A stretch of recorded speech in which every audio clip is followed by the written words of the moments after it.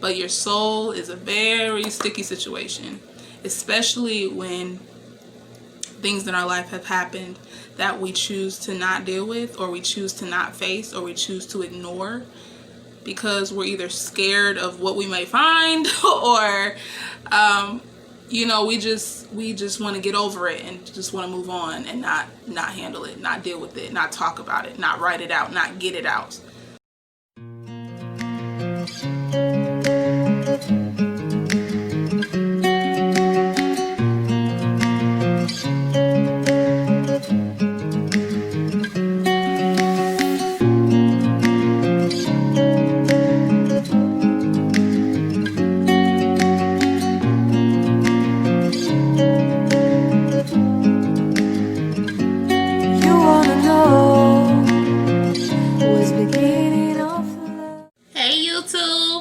What is up? It is your girl Rayla Moore, back with another video of Let's Talk, where we encourage, empower, and enlighten. We keep it lit and we stay enlightened. I am so excited that y'all have joined me back for another video, especially for this particular topic, because I think it's something that we all can relate to, and that is just maybe needing a little help on how to deal with people.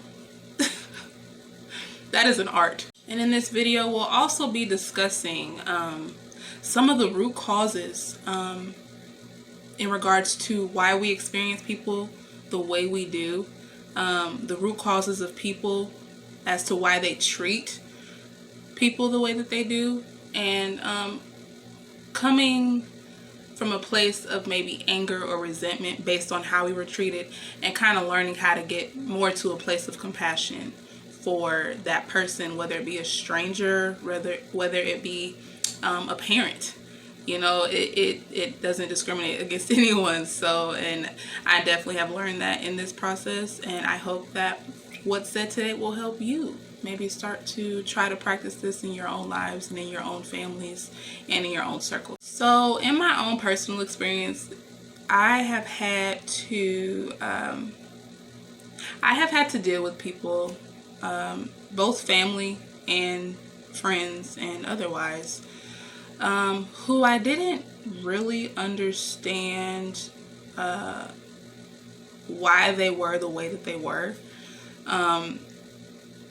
And I had to deal with digging through some resentment and some anger because of how I was made to feel by a certain individual.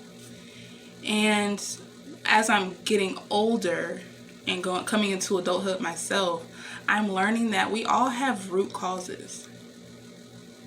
We all have root causes that will explain why we do what we do. I think all too often we focus too much on what a person does and not enough on why the person does it. And a lot of times we can't even get to the why of it. We can't even get to the root cause of it because we're so stuck in our own pain because of what they did. Because it's in the what that you find offense. It's in what you said to me that hurt me. It's in what you did to me that made me angry. And that anger I still carry around with me. A lot of the times what people do affects what we do. But I think we can find freedom in understanding maybe why they did it, so that we don't walk around carrying the offenses of what people do, if that makes sense. So I want to give some examples of the what's that we see, that we experience, that we feel from other people, that we may feel from other people, such as being angry, mean.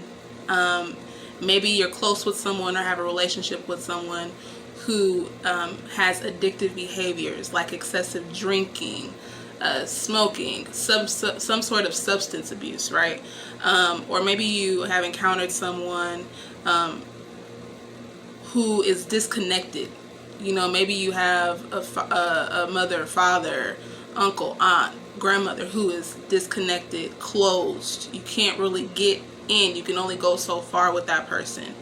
Or you just have someone who may be venomous in their approach to things. You know, have you ever just met people who are just so, like, with everything that they say, it's like rooted in something. Like they're just angry, or they're upset, or they have a problem with you, or and you know you didn't do nothing, or you know in your heart of hearts that you're trying to have a peaceable conversation, and they're still just like they can't even see what you're trying to do, what you're trying to say. They're closed off. They're always right. You know, those kind of people. Those are the what's that we experience. And there's a lot more that I'm sure you all can think of. But those are just some examples of the what's that even I have experienced, whether I've been closely related to that person or, you know them just in the distance. And it's very easy when you're on the receiving end to be very offended, right? Especially if it's someone that you actually love, care about, maybe related to, because you're thinking, this is my family, we're not supposed to act like this, but you're the very one who's treating me like I'm a stranger on the street. I am personally learning that all of the what's that I just listed, and there are many more, all of the what's are symptoms. And you know, when you are sick, when you have a cold, right? You have symptoms that you're sick. That's the way that you know you're sick, right? If you have a runny nose, maybe a sore throat, cough. So many times the behaviors that we see, the behaviors that we're affected by, the behaviors that we're offended by from other people are symptoms, are their own symptoms that have nothing to do with you. I think once we gain that understanding and that concept of all that extraness that we see on the outside that's usually projected onto us or other people, once we see that that's symptomatic of something, we understand that there's a bigger problem. And we can lean more from being offended, or go from being offended to growing to a place of compassion for that person. Because I'm not mad at a person who's sick. You know what I mean? I'm not angry that you're coughing, or that you have a fever, or that your nose is running. Because I know those are just symptoms of something else. So it can, if you allow yourself to go there, and it takes time, like it doesn't happen overnight. Especially does not happen overnight if you've been the one directly affected by it. But if you allow yourself to just maybe start training your mind to see all of the outrage and the anger and the closed disconnect of a person as symptoms, as opposed to taking it personally, you may start to have compassion instead, because there is a root cause as to why they are doing what they're doing, why they're behaving the way that they're behaving. There has to be something that took place from the time that they were born to the time that they offended you that got them to that point. And when you get to the why of it, when you get to the root cause of it, it's usually very dark,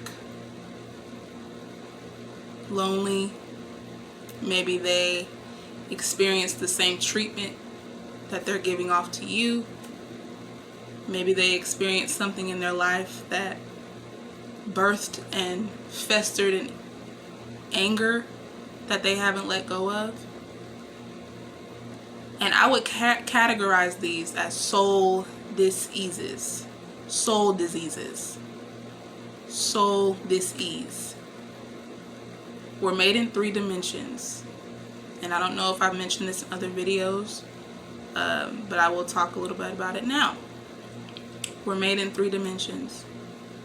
We have our flesh, our body, our package, this thing that makes us world conscious. It's getting colder outside, so I have a sweater on. My body tells me that, right? I step outside, ooh, it's chilly. I'm putting on a sweater. We have our body, which is world conscious.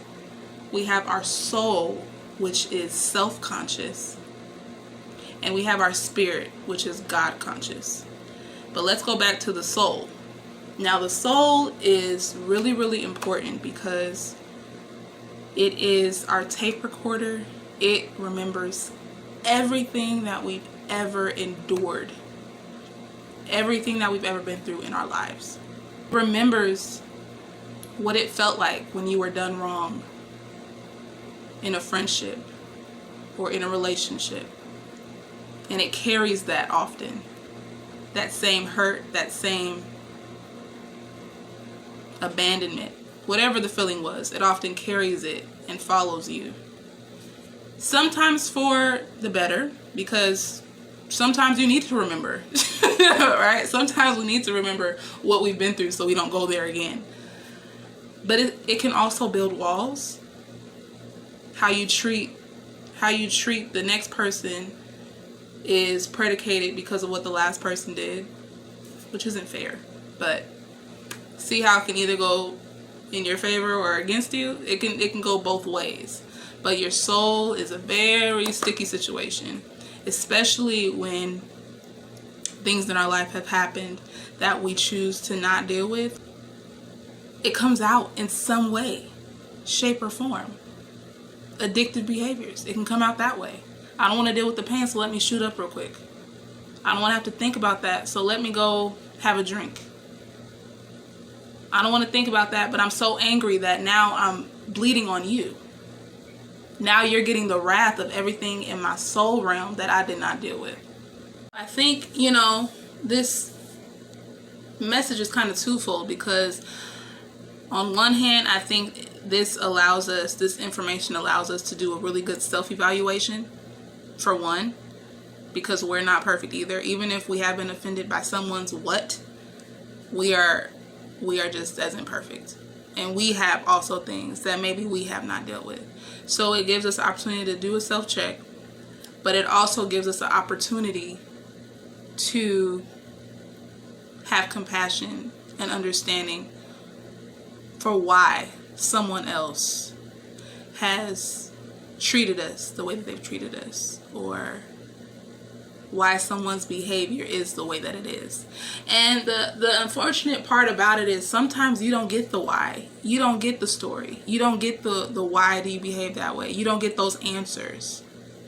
As much as you want them, as much as you want to try to understand, sometimes you have to just be okay with not knowing. And still loving them and having compassion for them anyway. And that takes a huge level of maturity, I think, both spiritually and naturally, to be honest. Kind of end it here, but I just hope that, this information and understanding that what a person's makeup is, as far as, those 3 dimensions, and that everyone has a soul, everyone has a story that's encamped in that soul realm, and some people are more open with it while others are not. And unfortunately, those who suppress it and don't talk about it, don't heal it, can result in symptoms that we see and that we feel and that may offend us.